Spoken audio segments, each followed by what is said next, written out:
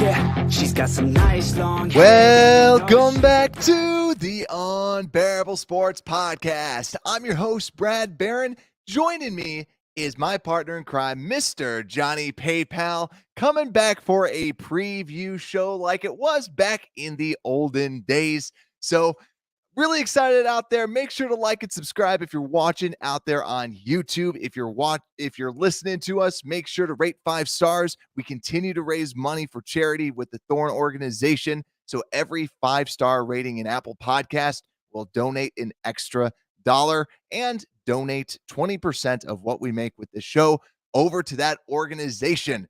But PayPal, how are you, my friend? I'm doing pretty good, Brad. I won a raffle today, so that was pretty sweet. Really? For So what? yeah, I for like my work, they basically like sponsored they bought like a cow at the state fair, and so they were like basically they had a raffle for like all the meat of the cow they bought, and they bought this cow for like thousands of dollars. Yeah. And I got some of the meat. So yeah, I got some like ground beef, got some round steak, and all some stuff for like beef stew and whatever. So it was awesome. I was not expecting to win that at all. But. Yeah, at first I thought you were going to say like, so I own a cow. Yeah. Yeah, I own a cow. I'm gonna have my own farm. But nice. I'll be over shortly then, and you can start making some food for me. So that's awesome. Like, of course. Yeah. Now I just have to watch some YouTube videos and figure out what I have to do with all this meat, because I was like, I've never, I'm still young. I've never cooked with something that high quality before. Okay. Like normally it's just chicken and tuna, canned tuna, those college meals. But how many pounds? I didn't weigh it or anything. Okay. But it's a decent, it's like a decent size. So nice. All the bones are still in too, so it's very authentic. You are just riding high with this victory week. The Bears win. You win you win a cow. Like, all this great stuff on this victory week. So today, what we are going to be breaking down, though, is hopefully another victory week against the Green Bay Packers. We are traveling to Green Bay to face our dreaded rivals. So we're going to be breaking down everything today. We're going to be breaking down the offense, the defense, all the different position battles that you need to be watching out for. So you definitely want to stay tuned. But before we get into that, just a little bit of news that I'm kind of excited about. We have the schedule set up for this show for the rest of the regular season. So what's going to be going on is I'm going to be going live after the games, or basically at 8:00 at night during the games, or after it if it's a night game like this weekend. But then on Wednesdays, typically I'll have someone from the opponent side to preview, but I wasn't able to get someone on. Some plans fell through. So we're just doing a preview. And normally this show would be on Thursdays, but we're just going to do it a day earlier. And the new show that's kind of coming out, the new segment is Unbearable Weekends we're recording it live on Friday. And it's going to be awesome. We're going to have Bears Country come in and answer some questions. It's basically a fan-made podcast. So what I'm going to ask people to do is send over your questions to unbearablesports@gmail.com. And me and whoever the guest is on that day will answer them. It's just a show of the people on Fridays to get you ready for the weekends. It doesn't have to be Bears related. It can be anything. It could be how to cook up half of a cow or awesome. I'm going to tune in, I got to chat. Yeah, I got to chat. See how you guys can make some stuff, Definitely. All that. So we'll have different guests from all across of Bears Nation as a whole coming onto the show. So a whole bunch of star-studded guests. So it'll be awesome, and I'm super excited for it. But that's enough news for right now. Let's get into this game. Let's start getting the show on the road. So the first thing that we need to break down is the injury report and if there's any news out here. So we're recording this Wednesday night rather than our typical Thursday. So we only have one day of injuries out here.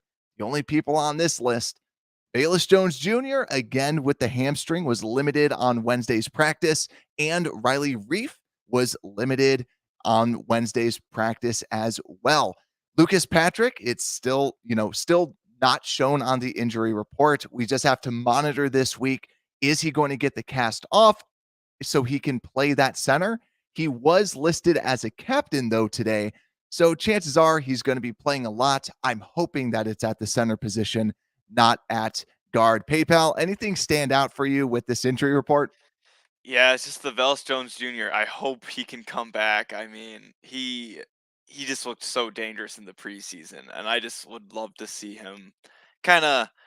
We need that extra weapon out there. You could just tell from last game, like we just needed another threat. It was like Mooney was out there, and then Pettis kind of got some love, but I would love to see his speed, and when he gets the ball, especially when it's not, you know, squeegee all this water and stuff. He's gonna be running and having some yards after catch. So And that's a good point too. It made me think of Jakeem Grant. Last year, Jakeem mm, Grant was balling out.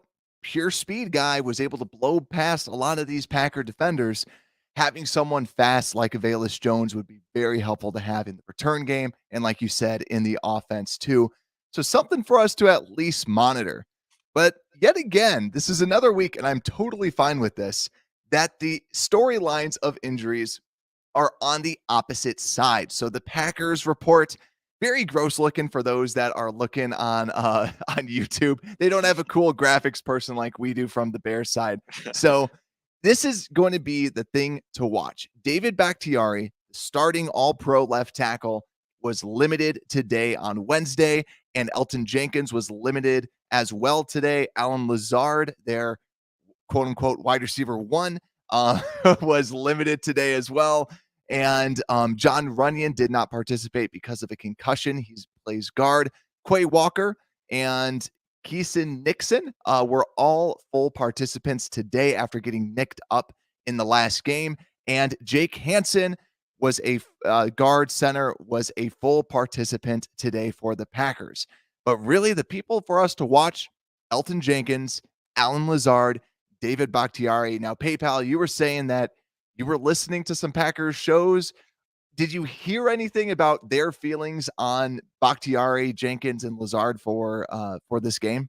yeah, so yeah, it was a dreadful hour of listening to some Packers podcasts. I did it for you guys. Yeah. Um, but Alan Lazard it sounds like he's gonna be back. Same with Elton Jenkins. Sounds like Elton Jenkins is not gonna be playing, most likely.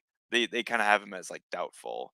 And then David Bakhtiari seems like he will be playing, which I was very bummed to hear about because he's obviously a very good tackle. Yeah. I mean, that's optimistic to me, at least, that they're saying, and they cover the Packers, and that was the Pack a Day podcast, right? That Pack a you're Day listening to? podcast. Yep. Yes, shout out to Matt, old friend of the pod. Yeah, who was here last year. Yeah, so Matt over there was saying Elton Jenkins most likely going to be doubtful, which would be awesome. Yet again, this is Wednesday, so we have to wait because watch, come Friday, someone's going to listen to this and be like, he's full participant. Mhm. We'll just have to see. We'll just have to wait. But sounds like he's doubtful, but Bakhtiari might be more on the probable side. But still, you have two banged up tackles. And if they both play, man, we're going against like the two best tackle combos week after week.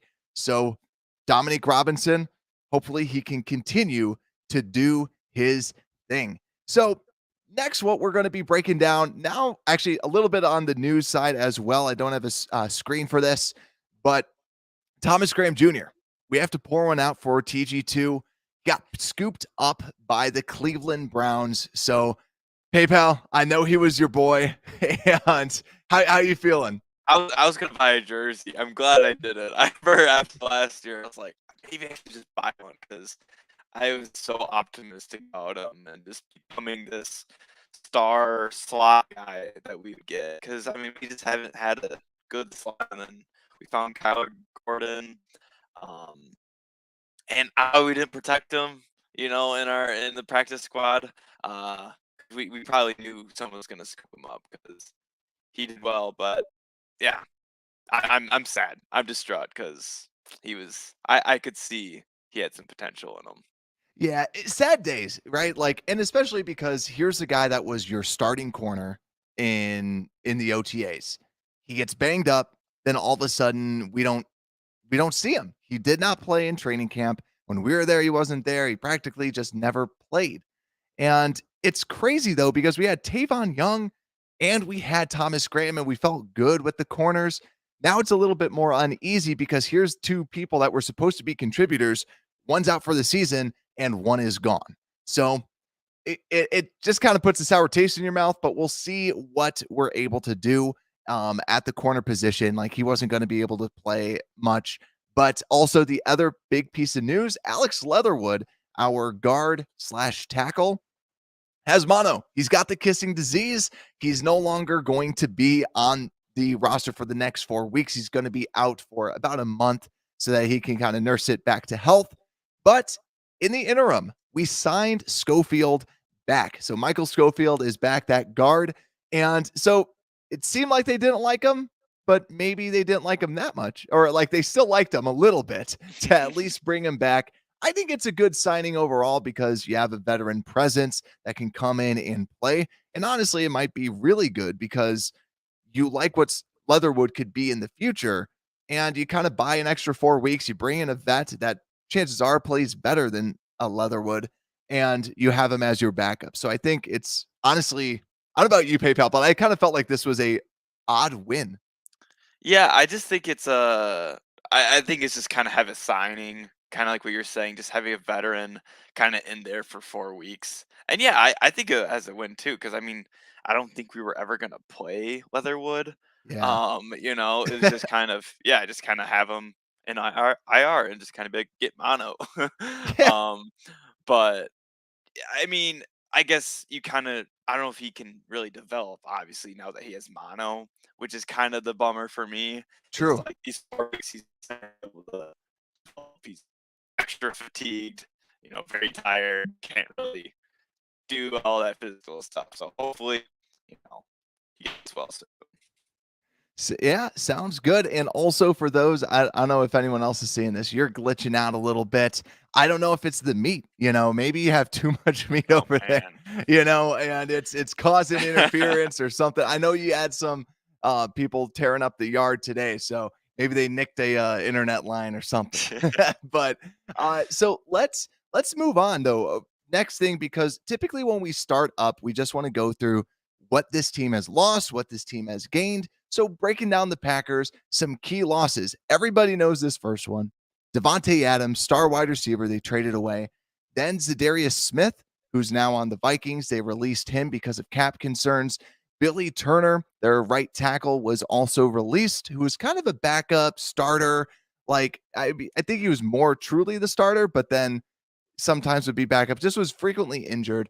Marquez Valdez Scantling, the wide receiver, also Equanimous St. Brown's not on the list, but we obviously know that he's a Bear now. Chandon Sullivan, who was their starting nickel, is no longer on the team, and Lucas Patrick, their starting guard and center. They lost a lot, but what they ended up gaining was Sammy Watkins at wide receiver, Jerron Reed at defensive tackle, Keeson Nixon at cornerback, Pat O'Donnell, trader, at punter, mega punt. Quay Walker in the draft, who's a linebacker, Devontae Wyatt, a D tackle in the draft, and Christian Watson, the wide receiver with hands of stone in the draft. So, really, like to me, when I look at this, it's clear that when you get rid of a Devontae Adams, your team will take a step back. You're trying to fill in some gaps, you're trying to fill in some talent, but overall, this is a team to me that hasn't gotten better. What's your take on this, PayPal? Yeah, exactly, like, everything just it seems like a lot of the good players like Devontae and Zadarius, it's the 2 huge ones, like, even Chandon Sullivan, I think he's very underrated, like, he kinda was that backup, was it for, Alexander when he got injured, and then he came in and he's just been balling out, and he balled out when he was playing with the Vikings yesterday, maybe just because Yeah. he played with Aaron Rodgers for so long in that offense, he just knew and could anticipate what's gonna happen, but Yeah, you just look at that and you're like, wow, they definitely, step back, even though they're trying to fight for a Super Bowl and they have this MVP quarterback. You think they would maybe try to, keep her going. But I guess the only win I see here is Quay Walker. I've heard really good things out of him, just how fast he is, and a lot of Packers players have been speaking highly of him. Yeah, I agree there too. I think that this defense did get a little better. When you're talking about Quay Walker, you're talking about Devontae Wyatt, and then also just re-signing some of your big players as well, and just keeping the man in the middle, Devondre Campbell, the other linebacker. And it seems like too this defense is built for, like, the Packers defense is built for their linebackers, where you can just take someone that is a sound tackler and that sound tackler can do something for you. So Yep. I think that overall this is a loss for them, which is good as we go into the actual previews for this Packers team. So before we get into that as well, I also like to just bring up DVOA. DVOA is the advanced analytic that just helps to predict how good a unit actually is, rather than just basically looking at the stats to see how many yards have been given up. Now, keep in mind, this is also after 1 week. So we moved up from 24 to 21 in overall DVOA. So they rank us as the 21st best team, which is a lot better than what a lot of other people have out there. Our offense is ranked 25th, and also our defense has moved up to number 7. But from a special teams perspective, we went from 10 all the way Ooh. down to 30th. Keep in mind, too, this is just 1 week of data. So they're probably looking at these guys couldn't get an extra point. So that's where, when you're playing in the monsoon, when you're playing in the rain, it's going to drag you Yeah, do down. they not take that in account? I They don't did not know. take that in account, that you can't plant your leg and kick it, It's like, wow. But That's hey, the hard love to part. see 7th defense. I love to see that. Yeah, exactly. Like a top 10. And truth be told, they had us ranked 10th, like, for the Wow. projected overall. So this is something that DVOA really likes, this defense for the Bears, while a lot of people are a lot more negative. So right now they have us as a top 10 defense. But let's go over to the Packers. So the Packers DVOA rankings 24th. So 3 spots Hey, less than us. But keep in mind too, this is 1 week of data, and it's not a large sample size, but something to keep in mind too was they were ranked a top 10 team, now all the way down to 24th based on the performance that they had. Offense is 14th, but the defense is down all the way at 31st. And special wow. teams 14th. What can I say? They have Megapunt, right? Um but really, like, the 31st defense, this is a Packer defense that is very well. When we break this down, they're very good. And we'll talk about, like, personally, I don't think that they're a 31st ranked defense, like what DVOA is projecting. But I want to kind of break this down to talk about why are they ranked this way, and also why I think that they're going to be a lot better when they end up playing us.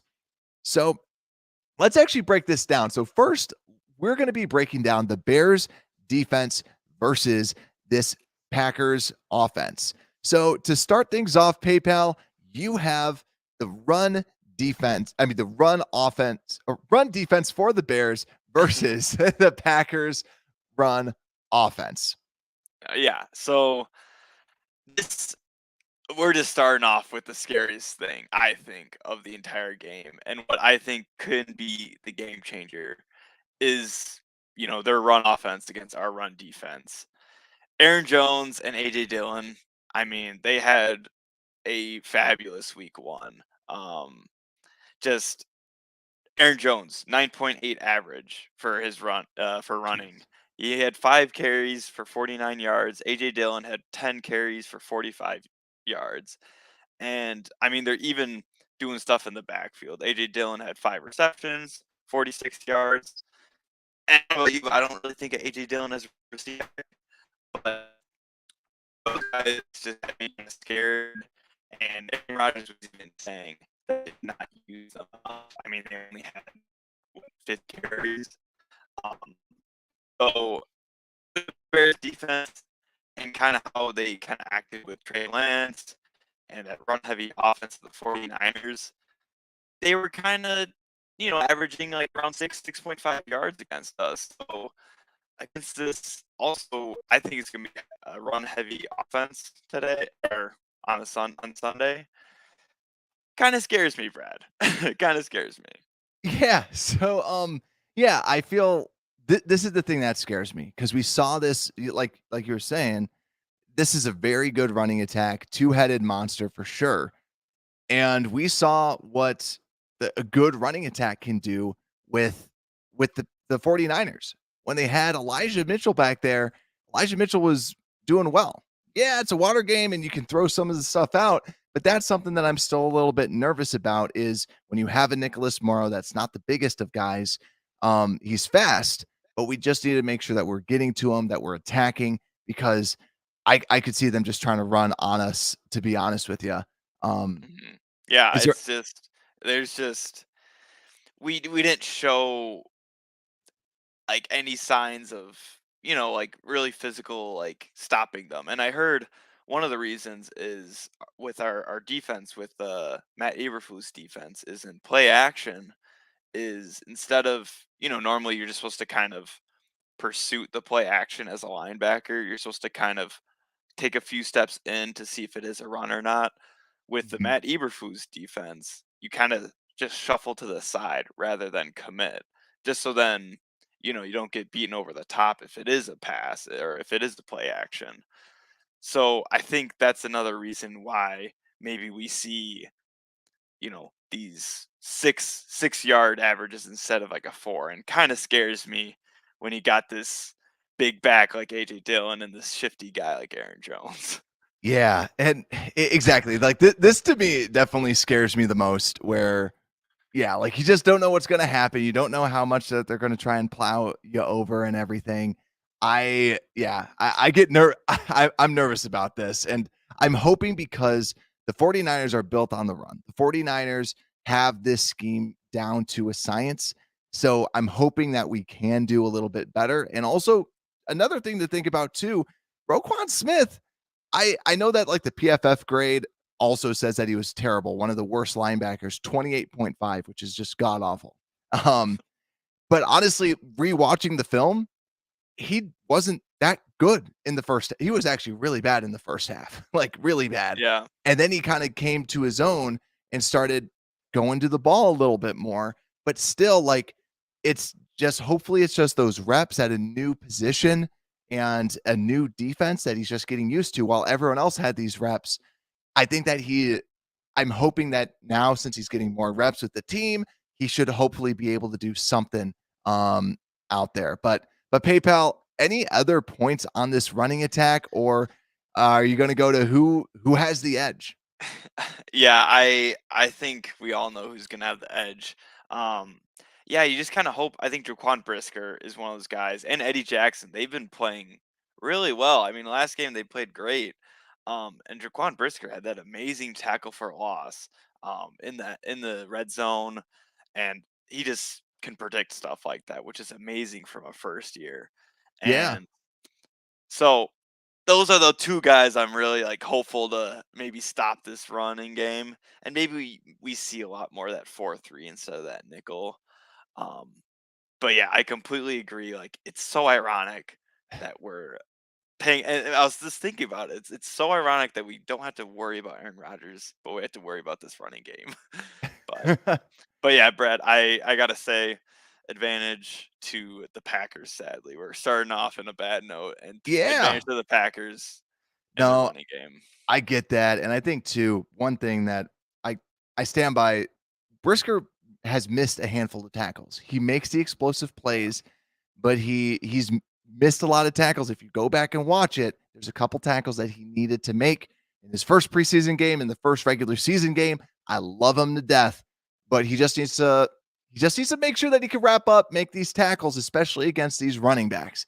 That's just something for him to work on for sure. But I have this passing attack, and now we got to talk about Aaron Rodgers. And to me, I I still am afraid of Aaron Rodgers. I still am. And I know that well, he didn't do a great game last week, and I understand that. But Aaron Rodgers is still this petty guy that just also holds grudges. And I know he is going at this game going, I have to do everything. I'm going to have to put the team on my back. I'm going to do this. And we've seen this every single year. Something bad will happen. He'll come back. He'll do the relax thing and he'll be big. He'll go big and he'll try to whoop us like crazy. But how can we stop that? There is a way that we can stop him from doing this. There's also a big piece in Rodgers when Rodgers starts to see things go bad around him. He shells up and he's that wonderfully terrible teammate with his teammates. And we saw this versus the Vikings. He started shelling up because he's getting smacked in the face and he's blaming everyone else. Then no one else wants to play and they lose the game. In order to beat Aaron Rodgers, we have to get in his face. And I think that's how we end up beating him, because if we're hitting him, we're knocking him down. He's going to be blaming his offensive line. He's going to be blaming everyone else. His wide receivers aren't getting open, and we're going to be in his head. To me, that is the biggest key to this game. I'm focusing on the line, and let's just say Bakhtiari is out there, right? The interior of this offensive line for the Packers is not that great. It's similar to what we faced with the 49ers. So to me, I'm looking at the interior of the defensive line, not just Blackson and Justin Jones for the Bears. I'm looking at Arman Watts. Arman Watts got great penetration last game. And I think that when you have this guy that it's like, okay, who's this backup? And he just starts plowing through, a former Viking who had 5 sacks last year. I think that is a great spot for him to get a full tank of gas, go after Rodgers, and try to do something in this interior and get in his face. But hopefully, let's just say if Bakhtiari is out there, we have Dominique Robinson on one side, Trevis Gipson, Muhammad. It's going to be their game. They have to make it work at whoever is at right tackle, whether it's Yash or whoever for the Packers.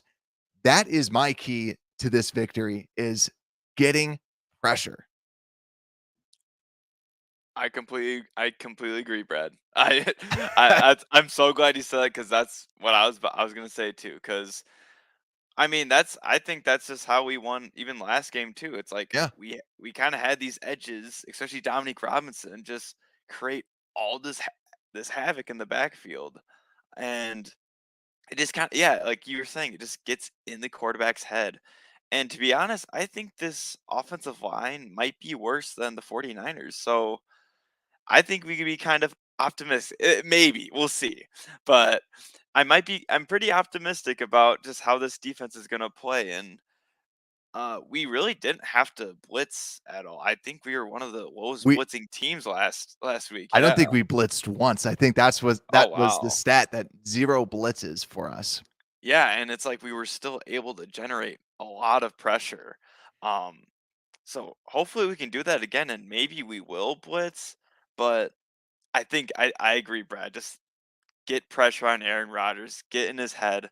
But yeah, again, I'm scared because even last year, week 1, they scored 3 points against the Saints, and Yep. then they scored a touchdown like last week, and now we're kind of in the same position where Aaron Rodgers kind of likes that comeback. And one thing too is I saw that it's a 60% chance of rain also Sunday night. Oh, nice. I don't know if you saw that. Let's go. So yeah, we're just going to be the rain team. Like we're all about water. We're all about that. And yeah, we're going to be playing out there being like, it's just this? Come on. Like seriously. The new stadium is by a water park, right? Yeah. There's all this water coming. Spraying water. Yeah, it's just going to be water, slipping slides everywhere. It's just going to be a water field. We're going, yeah. Turf is overrated. We're going swamp for the new. It's going to be in a dome, but it'll be a swamp field. Yeah, I don't know about you, but I'm not worried about these receivers either. I mean, there's not any name that really steps out, That's the thing too. Like when you look out there, assuming Alan Lazard plays, he wasn't running fully. That's where sometimes you see limited. He did not seem Like, I'd be surprised if he ends up playing. But anyways, like, let's just say he does. Yeah, when you have Randall Cobb, Sammy Watkins, Lazard, and then Christian Watson. Christian Watson, we know him very well from the draft process because a lot of us wanted him for the Bears. We know that he is a physical freak, very good athlete without any hands and without a lot of those ball skills. And you saw if you saw him drop it, the way that he had his hands was not the way a pro receiver should be catching the football. So I felt overall, though, that, yeah, he didn't show great hands. He's just a good athlete. Sammy Watkins is a shell of himself. And Lazard he's Alan Lazard. He's just your standard Packers receiver that has played with Rodgers. And the only thing that I'm kind of nervous about is Randall Cobb just because of the connection with Rodgers. And worry is definitely a stretch for sure, because it's not like I'm worried like, oh man, Cobb's going to torch us for 100. It's more so like when pressure's in Rodgers' face, what does he do? He's probably going to throw it to his reliable targets. And one thing too, just even with the pressure, the Bears they will not blitz a lot because that's how kind of Indianapolis ran their defense. But we'll see what Alan Williams decides to do. This is his defense, not Eberflus's. I hope we end up sending blitzes, especially Roquan Smith has shown that he's good when you send him in on the blitz. We have a lot of speed at linebacker, but when we're talking about just coverage, I'm feeling fairly comfortable about our coverage players. Eddie Jackson, is he back, right? He's playing well, had a 75.5, ranked the 12th best safety last week, according to PFF. Phenomenal. Very good player. Jaquan Brisker, very good. Did very well in coverage. Jalen Johnson, Kyler Gordon, even Kindle Vildor was not terrible. The thing that I get a little bit nervous about is I remember hearing a lot of Colts fans when the Bears got Eberflus, and they said that the Eberflus defense is really good against bad quarterbacks and just like bad to good quarterbacks. But the great and elite can typically kind of pick it apart. That's where a lot of people were saying it's a little too vanilla. That's something for us to watch out for with a good quarterback or a great quarterback in Aaron Rodgers coming to town, because is what the Colts fans warned us about true, or is it not? Because I think that we're going to be able to execute, and hopefully Luke Getsy can be in the ear of these players and teach them what are some of the tricks of the trade with Aaron Rodgers. But PayPal, anything else with this passing defense? Hey, I just want to see Jalen Johnson not let up a single target again. He had 0 targets last week. Keep it up, Jalen. Yeah, for sure. Yeah, I would love that too. Actually, I would like them to throw it to him at least, because then hopefully he can get some form of interception, just because that's how he rolls, right? But let's keep on going through then. I want to break down and go over to, actually, I got to give my prediction, or who has the edge. This is tough because I think, honestly, outside of Aaron Rodgers, we have the edge on everything else. Because that to me is the hardest part, because we have the edge at wide receiver versus corner. We have the advantage over like Bobby Tonyan, who is not a good tight end. He's just there, right? And I think that our coverage players are better than theirs, but I can't go against Aaron Rodgers. I flat out can't until I can see it. I'm giving you were going to give the edge to the Bears? Yeah, I was going to give the edge to the Bears, but also, like, I understand why, because I feel like whenever we compliment the Bears against the Packers, or say we have an advantage over the Packers, feels like sometimes you just get bit in the butt with it. It's just, you're like, oh, well, they just made us eat our words. Like, how? I don't know why. Like, they just do it every year. It's just traumatizing. Yeah, exactly. He's going to come back. He's going to go back up. He's going to play decent. But I think that this is where, like what I was previewing, if both offensive tackles are in, I get nervous. But let's just say that both of them aren't. I think, honestly, the Bears could easily beat this this passing attack, but it's too hard for me not to give the edge to Aaron Rodgers and this passing offense. But I think though that the passing defense can be a big key. Like I was saying, the pass rush is going to be key. They would be able to hopefully dominate. But yeah, so let's flip over to the other side of the ball. The other side, so the Bears offense versus the Packers defense. But before we go into that, another little nugget. So for those watching live out on YouTube, I just unveiled I think it's called YouTube Partners or YouTube Members. So a little membership guide. You can get custom emojis with the bear sliding into the water. So I have some cool stuff out there. Also, you can get access to the members only live chat when we have our unbearable weekends, where basically we're having stars from the Chicago area come in and you'll be able to ask questions to them. It'll be really cool. So if you're a fan of the show, it helps support the show. It costs a little bit of money, but part of that goes to charity. So if you like the show and want to help out, that is a great way to support. But let's go over to this Bears offense versus this Packers defense. Now, PayPal, you're sticking with the run overall. So I'm going to be pulling this up. Now, what are you feeling about this Bears rushing attack? Yeah, Brad, we're sticking in the trenches, and I don't think the Bears rushing attack did obviously as well as the Packers last week, but I'm feeling pretty good. I mean, Khalil Herbert proved himself. And I know you kind of had a talk on the last podcast of who's better, Dave Montgomery, Khalil Herbert. That was a little thing going around. Yeah. I don't know if you want to hear my take. I honestly think I love seeing how Khalil Herbert just kind of goes, and I hope we can see that from David Montgomery this week.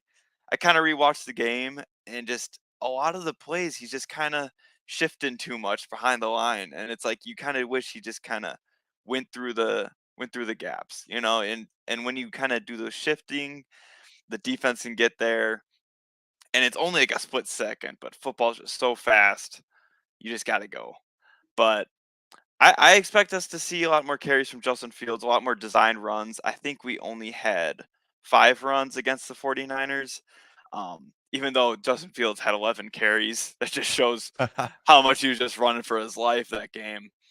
But I like to see more design runs. I think that just keeps the defense on their toes. And Justin Fields proves that he can run. It's just kind of, can he be physical? And honestly, Brett, I think that's kind of his strong suit, is he likes sliding now. And when you see this big, fast quarterback, and then he does this little baseball slide where he keeps his head up, Yeah. it kind of goes to our advantage, but it's kind of scary. Yeah, I like, as soon as you said more designed runs for Justin Fields, part of me, like, my soul sank because I'm just so afraid. Like, I am on the opposite end. I do not want to see them do the design runs because it's seeing Trey Lance get a hit. Trey Lance looks like a wide receiver getting hit and smacked. But whenever Fields gets a hit, it's like he is going to be severely concussed. His head's going to pop off. Like, I can't deal with that, PayPal. I can't deal with the design runs. I'm just kind of coming off that fever of seeing Trey Lance. I get it, yeah. But I'm also, I see what you're saying. Like, it is scary. Like, every time he runs, it's like, all right, just like get down, and it's like he's this big guy, but yeah, he just seems so frail, So I wanted to bring something up real quick because you're talking about Khalil versus Montgomery. And I was just on my friend Mikey Betts's show, and I think the show's airing on Friday, so I can say this before it actually airs. But the way that I kind of called Khalil Herbert the rainy day running back. Like, I love the idea of him being like your rainy day running back, because if you've ever played, for all those listening, if you've ever played like football in the snow or like football when it's like super, super wet, you kind of do that little like Barney Rubble, like little stubby feet and stuff. But if you had somebody that wins by being quick and wins by juking, those were the easiest people to tackle in the snow, because they're just standing there and you're like, okay, my momentum is already moving me forward and I'm going to tackle you. While if you just had somebody that just ran and just like a Khalil Herbert, they're so much more hard to tackle because their momentum's going this way. Your momentum is sliding all over the place. So you have to take a really good angle. And I just rewatching the game, it was like the 49ers running backs just ran straight. Khalil Herbert just ran straight. Montgomery stood there, tried to use his quickness and his stop start ability, which gets taken away, I feel, in like wet condition, in not ideal condition. So that's just my take is if it's raining, run with juice, right? Yeah. Hey, I never thought of like that, and I think that's a fair take. But hey, hopefully we can see that Dave Montgomery. I got him on my fantasy team in one of my Okay. leagues, so I'm starting him. I'm hoping he can actually do some production, and in these dry lands, hopefully it's not too wet.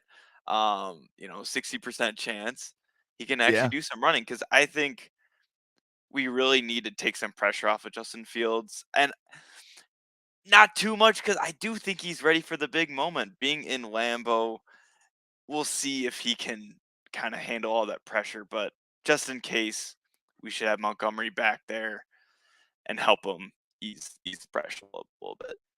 You feeling confident with this offensive line though?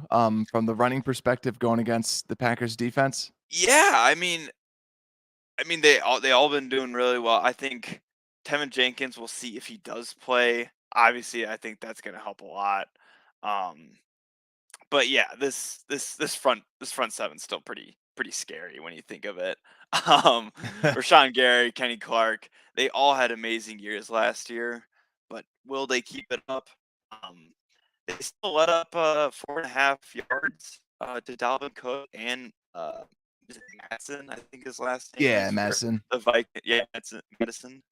Um, so they still had a decent running game going. So I'm honestly not too worried about their defense. I mean, hey, they're ranked 30th on DVOA. Yeah. but but yeah, I don't think we should worry too much. It's just kind of that Kenny Clark and that Rashawn Gary.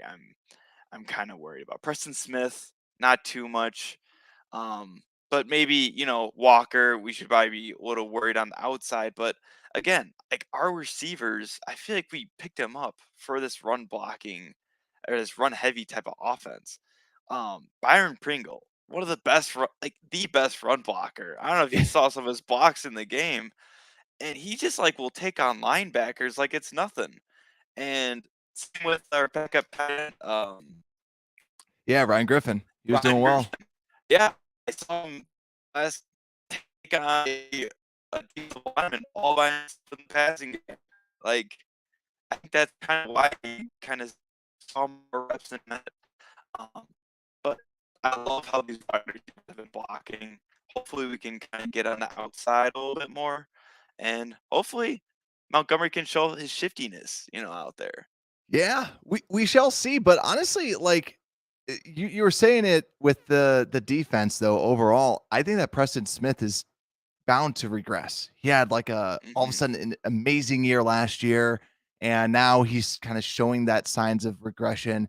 Jerron Reed is nothing to be crazy about in the middle. I was expecting Wyatt to be out there because he was a really good player. So I like seeing Jerron Reed, and I think that there's a clear weak side and a clear strong side to this Packers defense as a whole on this front side. So PayPal, who do you got then? Who do you say has the advantage? Oh, I'm going Bears all the way. Bear There you down, baby. go. I'm saying Bears are winning the running game. They're going to win in the trenches, and hopefully we can see Montgomery, get a touchdown. Khalil Herbert kind of stole the show. Hopefully he can get one. Yeah, and so now I can't pick the Packers for the passing, right? Because otherwise you're the optimist, I'm the pessimist Yeah, out here. yeah, I right. can't do that. So yeah, let's go over to this passing attack, the Bears passing offense versus this Packers passing defense. So let's just start up with the front lines like we did last time. So PayPal, you talked about it. I want to see Teven Jenkins out there. The right side of the line, rewatching it, was very good in these conditions, did very well. So Teven Jenkins, keep him out there. And Lucas Patrick, I hope that his hand heals. Yet again, we have to monitor that, make sure that he can kind of come back and play.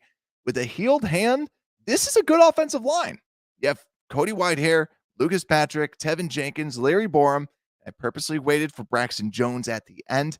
Braxton Jones, now that he's actually on dry land, what can he do? I don't think that this is going to be as big of a task, obviously, because Bosa's not on the opposite end. Gary did do very well, and Gary's also more of a power guy, more of a strength guy. It's going to be a different dimension for Braxton, so I'm excited to see what he's going to do. But I think, honestly, if Jenkins can keep it up and you have Patrick in the middle, this is a good offensive line. Honestly, it's got a lot of potential. I like what we can do against this Packers front four, especially because, like I was saying, Gary to me is a down step over Bosa, and Kenny Clark is a down step from Eric Armstead. I always get Eric Armstead and it is Armstead, right? Or yeah, it's Armstead. Yep. Cool. But let's just talk about some of just how they can attack in the air. We have Bears Bones in the comments saying, will Cole Kmet show up this week? I feel like he needs to, because this is another game where I kind of want us to win in the air and show what Justin Fields is capable of. Show that dog in him, right?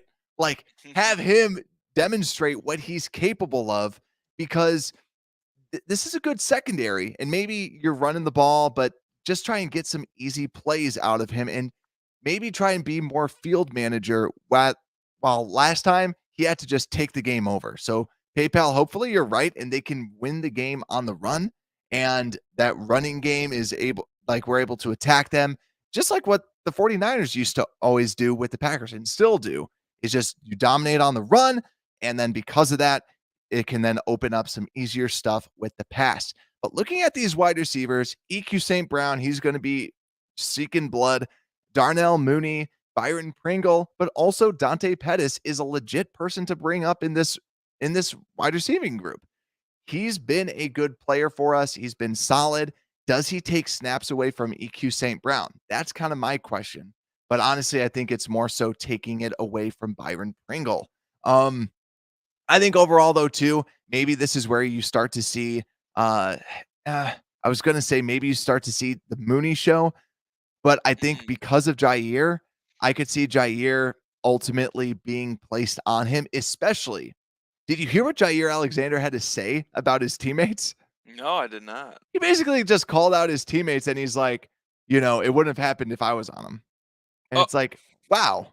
It's such a, why would you say that? Yeah. Yeah, the star on the offense and the star on the defense are kind of throwing shade to their teammates. Yeah. Aaron Rodgers throwing shade to his wide receivers, and then Jair throwing shade to his.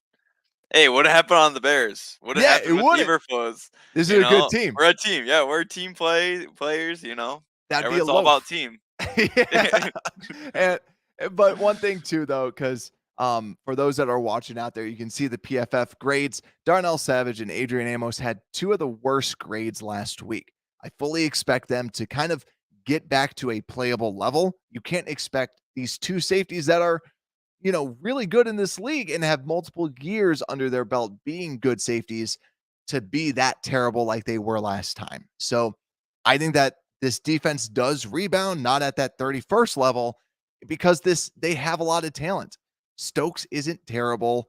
Douglas is learning a new position playing slot because he was their outside corner, and Alexander's still very good. This is a solid defense, and that's where if you can win running the football, and then Justin Fields can be conservative with the ball and play, we'll see. But knowing Justin Fields, dude's going to be going for home runs, right? Yeah, of course. He's going to be going for home runs. If he just, plays like how he did the second half, like he had a 140 like QB rate in or something. Like, first half he had like a 20 or it was terrible. And then 140 the second half. So as long as he kind of gets on that hot start and doesn't take a whole half of the football game to get started, that'll be awesome. And here's the thing too. So going back to Bears Bones question is, or about Cole Kmet, will he show up this week? I think he should, because the Packers, low-key, are terrible at covering tight ends. Last week, I had Irv Smith on my roster, and he scored nothing. But last year, they were phenomenal at giving up points to opposing tight ends. So I'm hoping that they can get the tight end involved, get Cole Kmet going, because if Mooney is locked down by Alexander, I still think that Mooney's going to be able to do well against them because it's Darnell Mooney. But I could see this offense trying to get everybody involved, especially because there's nothing on tape for this Chicago Bears team. They didn't put any offensive plays on tape. They didn't put a lot of defensive stuff on tape because it was game plan for the rain. So now it's raining. It might rain again. But it should be a different game plan, different system. So it's really week one at looking at this system. But I'm going, see, to me, this is really difficult because I believe in the Packers defense. I think that they're going to take a step forward, and I think that they're going to be playing better than what they did last time. But at the same time, too, I think that this Bears offense is going to look a lot better than what it did last week because we're going to be throwing the football. We're going to be trying to sling the rock and try and do something out there. I feel like it's tough, Brad. It's tough. Yeah, this is tough because at least looking at, I think the Vikings, they let up 23 points to the Vikings, which I think is pretty good. Like with the Packers only scoring 7 points and probably having their defense play a lot of the game, they only let Justin Jefferson and Kirk Cousins, score 23 points, which people always give crap to Kirk Cousins, but he's a good quarterback. He is. So I'm not surprised that the Vikings didn't put up like 30. Like they're a good team this year. So, give the Packers some credit on defense. But I am, and I hate it because I'm going to split it right down the middle. And I'm giving the Packers passing defense the edge over our passing offense. Biggest reason is I just want to see it. I just want to see it in action. And I want to see what this offense is capable of from the Justin Fields perspective. That's my big thing. And yeah, I hate it. I hate giving them the edge, but that's what I'm doing. Rebuilding. We're rebuilding, and there's a lot of question marks from last week, so exactly. Yeah, there's nothing official on the Bears yet. There's a lot of, and this is also a good defense. I like this secondary more so than what the 49ers had. I gave the Bears the edge over the 49ers in the passing game last week. And I just think that when you have Savage, Amos, Stokes, Douglas, and Alexander, this is a very good secondary with Campbell and Walker as two good linebackers in the middle. I think that this is a good defense, and this is a better all-around secondary than what we faced last week. So to me, I'm giving it. So right now it's split. It's the opposite of last week. Last week, I gave the 49ers the edge in running offense and running defense, and I gave the Bears the edge in the passing offense and passing defense, which honestly came true, to be completely honest with you. And this week, it's the opposite. Bears have the advantage in the running offense and running defense, and the Packers have the advantage in the passing offense and pass defense. So now, hey, pal, we've gone through the offense, and we have gone through the defense. So it is time for the special teams review.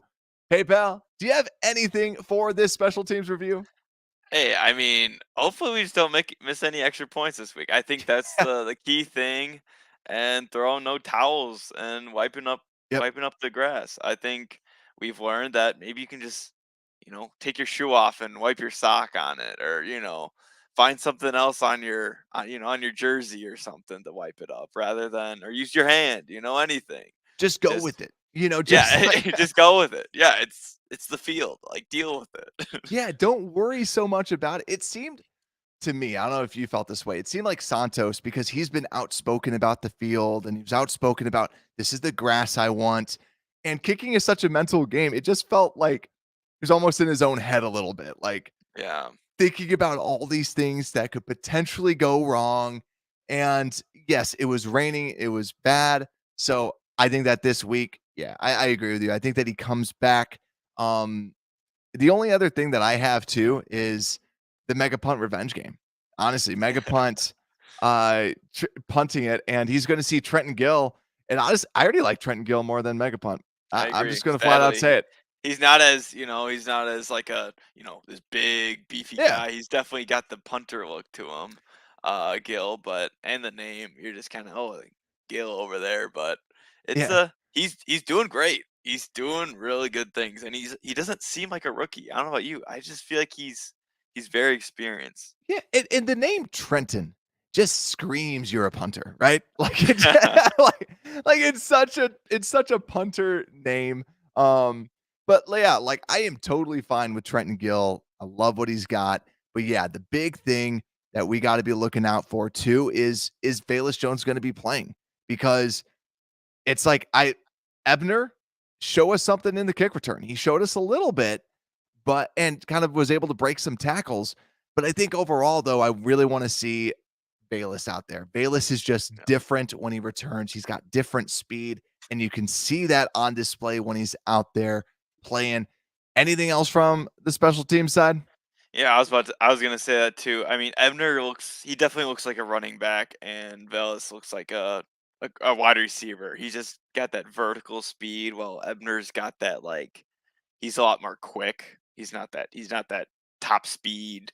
He's not running 22 miles an hour. But yeah, hopefully we can see Velas Jones because he shocked us in preseason. Yeah. And I know too, we have a lot of Ebner fans on the show too. And to me, I is Ebner actually going to play this day? I don't really think so.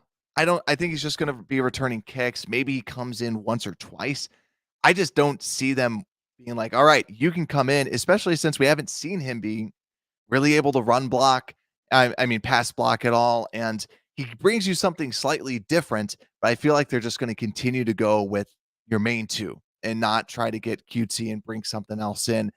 Maybe and that's where, like, maybe 1 or 2 plays where he's in, but, I just don't really see Ebner getting anything more than that at least. But, hey, pal, we're on to our predictions. So this is the last little piece of the day where basically we talk about our predictions. So last week, I predicted in the offseason that the 49ers, we would beat them, and we won the simulation. So quarter 4 simulation simulated, and it had the Bears beating the 49ers, and we all got that right. I also guessed Mm. it on the prediction show. You had it as well. So we are 1 for 1 start. Everybody on this is 1 for 1 starting out here. So everyone in the chat, in the live, and also watching this later on YouTube, let me know what you think for the predictions for the Bears at the Packers game. But my prediction in the preseason was we were going to lose. The simulation picked that it would be a win for the Chicago Bears. PayPal, how are you feeling right now? Do you think it's going to be a win or an L? Well, Brad, first off, I'm looking at we could be like 7-1 after 8 games. I mean, I'm looking at all these teams here, Yeah, just like the Vikings, like Giants. You might have to worry about. They won. Dallas, we don't have to worry about. They don't got Dak anymore. But yeah,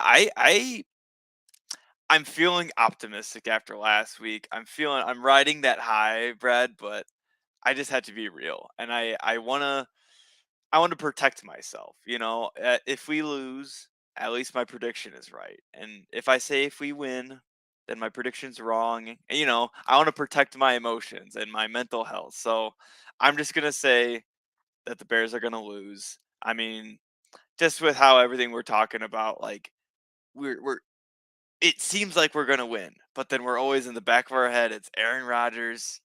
He always tears us apart. And but who knows? I generally believe that this could also be the turning point. This could also be kind of when yeah. we see us starting to win more of these games and kind of get our record up more. Because I think if the Packers get one more win, they're even with us in the historic record I of think wins. so. Yeah. So hopefully we keep that, and not let up the tie. Don't break the borderline. Or I think it's 2 now because 2 of now. Okay. because of the last Oh game, yeah. since they lost and then we ended up winning. So yeah, it's like I get it. Do you have any bold predictions? Like any bold stat lines for any of these Chicago Bears? So when I was listening to the Pack a Day podcast, they got some good takes, but they just always underestimate the Bears. And they were just saying how lucky we were with penalties and turnovers. And as we know, just hearing Eberflus, like Yeah. he literally has like he teaches how to make turnovers and like teaches keep punching for the ball, keep fighting for try to commit all these turnovers. So I honestly think we could have 2+ turnovers. I'm thinking maybe 3 turnovers this game, 2 fumbles and an interception. Okay. Yeah, I like it. I like it. And what was the final score prediction? Final score prediction, we'll go we'll go 27-17. 7-17. Yeah, I also Packers. asked one of the people that was I was potentially going to have on from the Packers side, Vince Stover from the Sports Stove. I asked him, and I think he said 34-14 Packers. I was like, Wow. oh man, he's a Packer fan. He Okay. loves the Packers. You could tell, I'm like, yeah. oh my god, that's a little crazy. But right now, as you were kind of going through that, I ran a simulation on quarter4.io and rerunning the simulation, it gives the Packers a 60. It gave the win to the Packers now this time around when I ran the sim, but also they give the Packers a 77% chance of winning. We're underdogs. That's why it's almost 10 points, right? Like Mhm. we're being counted out, but we talked about this during this show. If the Bears can get in their face and force Rodgers to go into Karen Rodgers mode and start complaining at his quarterback, and the team, I think that this is a win for the Bears if they are able to get that pressure. And if Bakhtiari and the and who is the other one? Mitchell, or Elton Jenkins. Duh. Eldon Yeah. Jenkins. So if Yep. Jenkins and Bakhtiari are out there, I feel like this is a winnable game. Like I think that the Bears are honestly favorites because I think that they'll be able to get pressure. But since it seems like they're at this moment in time, they're both limited. And if Bakhtiari is out there, he can potentially kind of lock down a little bit. He's going to be banged up, but I think that he's still going to be good going against a Robert Quinn. And ultimately, I say that the Packers win. I don't think that the Bears are going to be able to win at Lambeau. I think if anything, every single Bears coach, their first year has won 1 game against the Packers. I don't think it's this week. I think it's at home because that's where Matt Nagy won his. And also, a fun fact, I think when they won, they got 5 sacks. So yet again, the way to beat Rodgers is to beat him up because then he loses all confidence, yells at his teammates, and then they all they all start like everything else breaks down. But I Yeah. think what ends up going on is I think honestly it's going to be 24-17 Packers. So don't love it. Mhm. But yeah. Yeah, I think Gibbs? hey, another thing that always makes us win, Eddie Jackson getting an interception or getting a turnover. Don't we? I'm pretty sure that's a stat that we always win if Eddie Jackson gets Yeah, a turnover. that's right. So let's hope he gets a turnover. Because let's hope he gets one in the first quarter. Because then we know, all right, we're winning the game. Place your bets. Yeah. So yeah, I gotta do mine too. Yeah, so Devon Sims calling 35-32, win by a field goal. Bear down. I like that. I love that. Also, thank you so much for the love too. Yeah, I think that would be great. Also, if it's 35-32, That'd be a that's fun gonna game. be an enjoyable as heck Yeah. game. I'm gonna be loving that because that means that we're throwing it. That means that we're throwing all over the place. I'm excited for that. And also answering Charles' question. Yeah. What happened to his quad? Also, PayPal. I don't know if you saw this. They did like almost like a Room Raiders type of thing where the Bears invade like their dorms and stuff. So they Okay. invade Valus Jones's during training camp. And I was watching it And he's like, yeah, it's like the massage gun. He's like, yeah, I got to loosen up the quads all the time. And I'm like, quads. Like, oh my use God. it more. Oh my gosh. Yeah, I rember that. Whatever brand it is. Yeah. Throw it out. Working. It's not working for you, man. It's not working. But honestly, my bold prediction. Oh gosh. I would say, you know what? Arman Watts is coming away with 2 sacks. I think that Arman Watts is the player to watch during this game. I think that he's going to be big because when you have that pressure up the middle, you're going to force Rodgers out to the outside. Rodgers is going to be complaining. Rodgers is going to be stuffy. He's going to be pissed. I think that he's going to be the big person, and I think that he ultimately gets 2 sacks. I think from a running game that we average 4.5 yards a carry, kind of doing the same thing that Dalvin and the Vikings end up doing. And yeah, the thing too is the more that I talk, the more I'm like, well, maybe we end up winning, right? Right. But to me, I can't say that until it's that show me. Like we've seen this time and time again, and fool me once, shame on me, fool me twice, or fool me for the 10th time, shame on me. Like Rodgers will come back. He's going to have a little vengeance. And honestly, this is a bold take. If the Packers don't win this game, do they make the playoffs? Like seriously, I'm being honest because something's wrong. Typically you see a bad game, they follow it up with something good. And if they don't do this 2 weeks in a row, if the Bears win, I'm going to be beside myself. I'm going to be I think every fan out there, we are just going to be insufferable. We are going to be going crazy because if this happens, it not just means that the Bears are 2-0 and like what you said, PayPal, have a good chance to go 7-1. Let's be real. But if they do that, like the Packers are 0-2 and something is clearly going to be wrong with them, by God, please, let's win this. Crying. I'm crying. I'm like, oh my God. Yeah, we'll be on the post-game show just crying, tearing up, like, oh my God, I can't believe we did it. We're going to the Super Bowl. Like actually, we'll be crying more like the Packers are done. Yeah, right. For real though, like no more Aaron Rodgers. It's going to be crazy. It's going to be absolutely nuts. And yeah, like even though that we predicted that the Bears would lose, there's so many ways that the Bears can win with the pressure, with just running the football, trying to be exactly like the Shanahan system. Matt Nagy could never beat the Packers except for that, one time, really, like maybe a second time. I'm not sure. I don't have the stats up, but he always tried to outduel Aaron Rodgers in the air.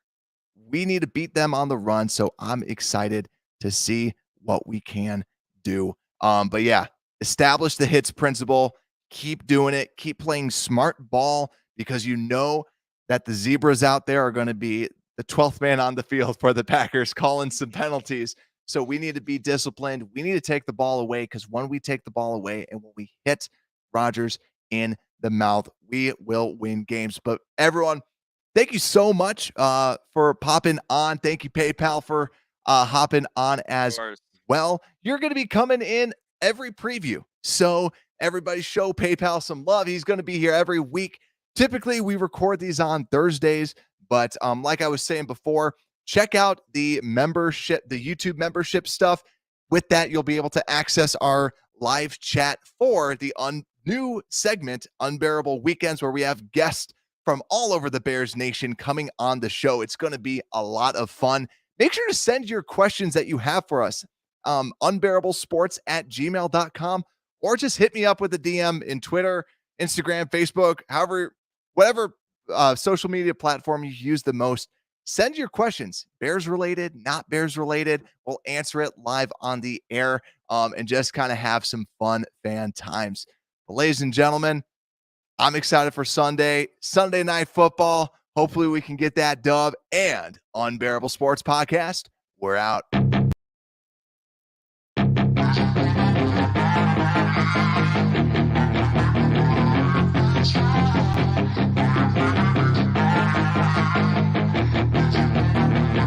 Yeah, she's got some nice long hair, and you know that she's a bad chick. Thank you for listening to this Belly Up Sports Podcast Network product. Some said we go belly up, so we made it our name, and we're still here.